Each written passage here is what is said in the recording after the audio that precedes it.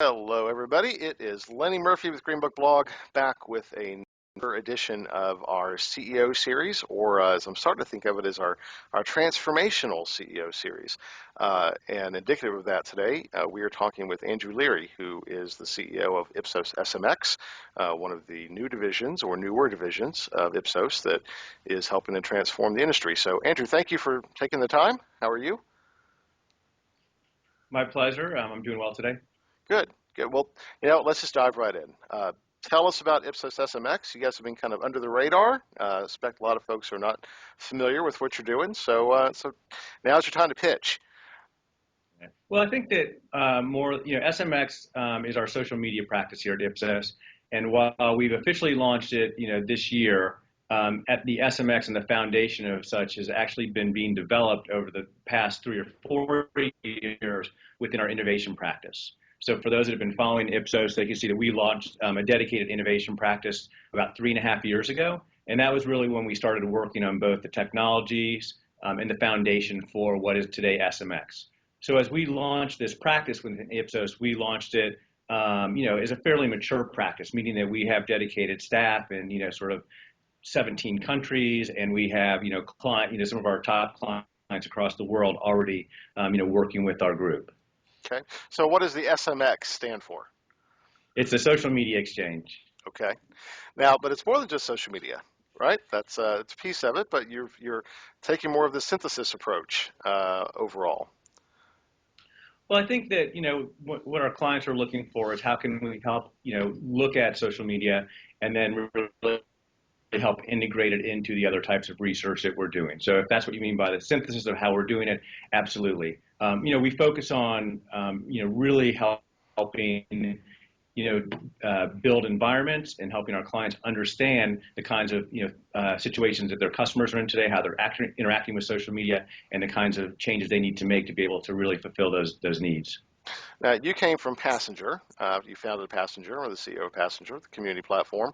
So there's a community component to SMX offering as well, correct? Yeah, there absolutely is a community component to the practice. Okay. We're being a little cagey here. All right. Understood. No. I think that the community piece is certainly an important part of the practice. We also have a big focus on social listening. So how can we understand sort of the conversations and sort of the other types of social media data that's available to us. And then we're also, continuing to look at all kinds of other, ways to capture and to, really analyze, data within social media to help bring that to our clients and tell a clear story. The thing that we continue to hear is that, it's not a matter of finding data. There's so much data, right? And I think the thing that's really interesting about the practice here is that we're really in a very unique position, right? We have a great deal of category expertise. We have a great deal of client expertise. So unlike in my previous company, we were very much a boutique and we were working with clients and trying to help them. Here at Ipsos, we can be really great curators of that data, right? We can really help them understand of all of the data that's available, what's really important. And I think that's a, really key piece to, sort of, our point of differentiation. Okay. So we obviously, I've chatted before, so we won't try and pretend like this is a first time conversation. And based on our chats, we've talked about the shift this represents for Ipsos and how that is indicative of changes for the industry as a whole. Obviously, Ipsos is one of the largest industry leaders. Can you give us a sense of what that's like within an organization as large as Ipsos, that obviously has lots of business units that are driven by lots of different methods of research, for this new investment into more progressive, for lack of a better term, types of research? Just as much as you can. I know you can't dig too deep into that, but. Yeah, no, I think it's a great question. I think that, what you continue to find in businesses, right, is that many businesses, especially mature businesses, have very particular types of products and things that they're comfortable with and that they've been doing very successfully. And so as you start to bring in new approaches and new sort of new people, right? It is sort of a challenge to do that. The great thing about Ipsos for me, And as you know, I've been an entrepreneur my entire life. So coming back into a large organization, certainly was a change. But I think that we have a very entrepreneurial spirit here at Ipsos, starting with our CEO Didier, right, who started Ipsos from sort of his kitchen table. So we have that philosophy here. And I also think that what we're also seeing is that all of the leadership here at Ipsos realize that this is the future. So it's not what we've seen in sort of other industries, like the record business where people are trying to hold on. I mean, I think that everyone is acutely aware of the fact that that change is here. We need it, and we need to move to move forward. I think it's also but it's not just us, right? It's also clients. So it's both groups sort of coming together, and I think that was what the innovation practice was set up to do, was to get the groups to say, let's hold hands and let's try some new things together. And now that I think that we have some comfort around that, and we've really seen success, now we're building the practice out globally, which is another important thing for us, because as I left my previous company, that was another thing that we continue to hear. We're really happy about what you're doing here in the States, but how do we do that globally? And I think that Ipsos' footprint in sort of 85 countries with people that can really are on the ground in language, can bring that local expertise, has been really critical for us. Right. Let's talk about that client-driven piece, because I think one of my pet peeves, I guess, is that I think a lot of the data that we have as far as what's happening in the industry is suspect. It's not complete, and that includes my own grit study. Personally, I think it's pretty darn good, but it's not the best, and nobody else really has captured a good sense of what's happening from a client demand perspective as it relates to the adoption of new approaches. Now, if what I'm hearing you correctly is that a lot of the thinking from the formation of the Innovation Center and IpsosSMX came from that client demand of folks coming and saying, look, this is what we want you to do, and you're really responding to that and working with them to continue to develop the solutions in concert with them versus just what you think is going to sell. Is that a pretty fair assessment? Well, I think anytime, like I said, I come from a very entrepreneurial background, and the thing that I've learned from from that experience is that you need to build products with your clients, right? It's very and to be successful, and it really falls into the whole sort of philosophy behind communities, right? Let's understand what our customers want. Let's help deliver things that they want, that they're excited about, and they can help not only accept that but drive demand behind it. And so, it's critical that we're getting, that we're building our product roadmap, that we're building our products, that we're thinking about, where the future is, with them. That's not to say that we won't find opportunity or see things, differently and can help drive that. But I think that, the good news for us is we work with some of the smartest, biggest, brightest clients in the world, especially when it comes to, socially connected clients, and that, they bring a lot of, they bring a lot of, value to the, to that discussion. Okay. So just think about well, actually, I'll back up for a second. You've just launched, really, in the last year. I know you launched with some level of maturity, but how's the business going? And where do you see things progressing over the next year and a half, 2 years? What's kind of next on your radar? As, again, much as you can tell us.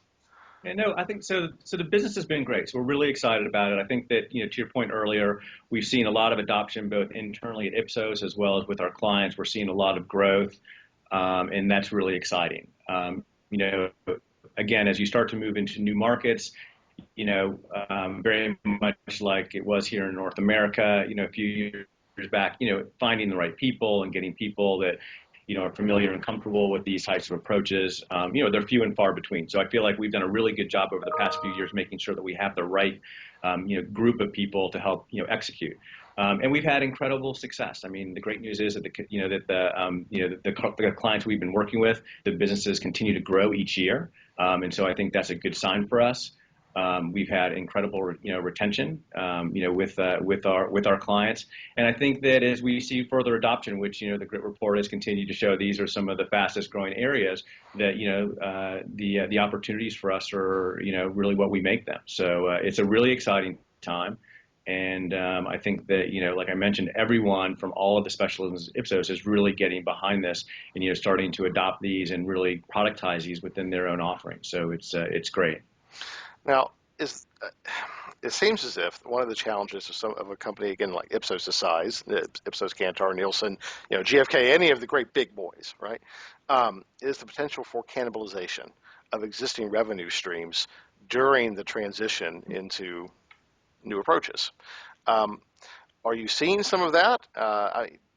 Ipsos released a report earlier this year that said that traditional research revenue was down. So that would indicate that there's some shift happening there. Is it a big issue? Are you seeing a problem with it? Are you seeing resistance even for some of the other business units? Of, well, wait a minute, if I sell this, I can't sell my trackers. How's that working? No, just before I even came to Ipsos, and some of my very early conversations about joining the organization, that was when I asked the same question, right? How do you feel about this? How do are you concerned about that? And the response to me was, look, if we don't do this, one of our competitors will, and I think everyone understands that, right? So, while I think there's always going to be a bit of tension, which is good tension, right? Because you want to make sure that, you're providing the clients the right things and you have the foundation and you can really show that these are successful. I think, again, like I mentioned, everyone believes this is the future and that, that's the reason that we're making such a significant investment behind it, both people, time, money. And I think that, that we're doing I can't speak for the other, large organizations, but I think Right. we're doing a really good job of starting to integrate it in. Okay. Well, I think so too. I think when we first spoke, and you gave me a kind of a private view of what was going on under the hood, and I shared with you then that how gratifying it was to see a company of Ipsos' size and stature to make this shift and making the investments to go down this road. Um, I think it's just very, very cool and sends a much needed signal to the rest of the industry, not just your competitors, but everybody who's downstream from a size perspective. That you know what, this shift really is happening. This can't be denied anymore, and we. The time for debate about statistical validity and all of those things is kind of out the window. This is the direction of the marketplace. So really applaud you for doing that. Are you getting more feedback like that from others, or are you getting folks saying, "Yeah, right on. Thank you so much for leading in this way"? Well, I think there's a couple things. So I just want to back up. You talked about sort of, statistical validity. I think it's really important to keep in mind that we don't see this, sort of this practice. Well, we think it's a big piece of what the future can be. We don't think that it takes the place of any of our traditional research, right? We think that those things are critically important. So one of the places that we're really focused on is how can we integrate them to help tell the whole story, right? And I think that, as I talked earlier about us being able to be great curators of information for our clients, that becomes a really important piece. So as we roll this out, we've really taken, the right steps to make sure that we're looking at this the right way. We're making sure that we're working with our marketing science groups to make, that the way that we are, thinking about this and the way that we integrate it with other information is important. So I don't want to, by no means do I want to suggest or that we're trying to move away from that, because I think that that's not that wouldn't be accurate.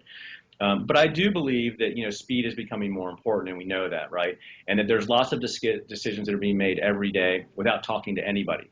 And we're definitely trying to help bring the consumer voice into the organizations on an ongoing basis, as opposed to sort of at points in time. And that's one of the areas that we're really seeing continually our clients talking about success and where we've been able to really be helpful for them. Okay, so if you look at and that's a very fair point regarding, you know, keeping the foundations of research intact. And thank you for correcting me. I get a little overenthusiastic sometimes myself thinking about the shiny new stuff.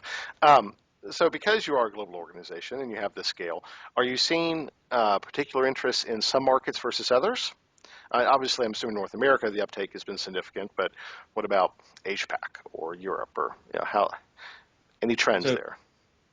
so as I mentioned earlier, so one of the reasons that I was inclined to join a large organization after having been an entrepreneur for so long is that clients were continuing to ask for, how can we become global, right? It's great that you can do this for me in North America, but that really doesn't help me. I need to be able to do this across the world. And I think that's a big trend. And when you look at what people are doing today, I think that, you start to see that. I think one of the great opportunities for us is that we actually have, like I said, dedicated staff in markets across the world to do that today. And there's some real cultural nuances, right? When you start to look at how people interact inside community environments, right? Some countries are very open and very, communicative, where others are very different. And I think that's the great news, right? Is that we've been doing this type of work so long, whether it's been our online research through our qualitative groups or whether it's the other types of research we've been on the quantitative side, we've known a lot of that and we understand that. And then also having people in those countries to really help us understand, what those might mean. So it's been great. There are definitely differences, right? But I think that each group or each territory has its advantages and its challenges. But they've all been growing, some in different areas, right? So the kinds of things you're seeing in Asia today, are very different than what we're seeing in Europe, and even what we're seeing in North America. So, just kind of by way of example, one of the trends you're probably hearing about or seeing is that people are moving away, from a lot of the ongoing long-term communities to looking at sort of short-term, what we identify as idea spaces. We're seeing a lot of that in Europe, right? Because I don't think they're as mature yet when thinking about how to keep that consumer voice, in sort of the organization on a continual basis. They're still looking at some sort of a project perspective. So again, we're seeing a lot of that, but I think that we're building both. We're building our offerings to make sure that we can address each market as effectively as possible. Okay, so you and I agreed going into this, we try and keep it at 15 minutes. So we're right there at the 15-minute mark. So last thoughts. You think about where do you expect to see IpsosSMX and the types of research that you're doing um, in terms of the percentage of business of Ipsos as a whole? Um, wild guess. Um, where do you think that's going to look like in 2 years? It's really impossible to say, and I'm not trying to be cagey in your Okay, words. all right. I think that it really depends upon sort of what our clients are looking for and how the other business matures, right? Because I also believe that not just the business that we're doing today, but all of our other specialists are also continuing to innovate how they're providing, their services as well. So I think it's really about how the company as a whole can continue to grow. I think that the important part for us when we think about, where SMX will be or how we'll do it, I think that the things that we see are really around integration, right? I talked about having worked at a boutique before where we were really only focused on a certain part of the business and didn't have the visibility into the larger organizations, from a category perspective or deep into strategy. And I think that that will be a big piece for us. How do we really help integrate the information that we're having from, the work we're doing today with SMX? And then also, how can we help provide, that information back? So, you will hear our group talk a lot about data visualization. We think that how we provide information back and how people look at information is very different than it was in the past. And it's a lot because of, again, the world has sped up, right? We work at a much different pace, and how we now, will sort of digest information is different. And so while we still will have, many pages of supporting data to look at what we talked about, sort of the validity, many groups in the organization, because it's not just researchers who are now taking this in, it's the marketers, it's they want to be able to look at, or the customer service groups. We need to be able to give that information back to them in a way that is much different than we have in the past. Yeah, agree wholeheartedly. Oh, Andrew, this has been great. Appreciate the time so much. Again, applaud the leadership that you're showing and how you're helping Ipsos move forward in the industry as a whole by example. And I know you're about to go play tennis, so hope you have a great tennis game and have a good weekend. With your colleague who tells me, yeah, she's great. So we'll see how that goes. Okay, well, we'll. Uh, I'd love to hear the feedback from both of you when this is all done. So, All all right. right, thank you, my friend. Thanks so much for time for speaking with us. Okay. No, thank you. Have a good day.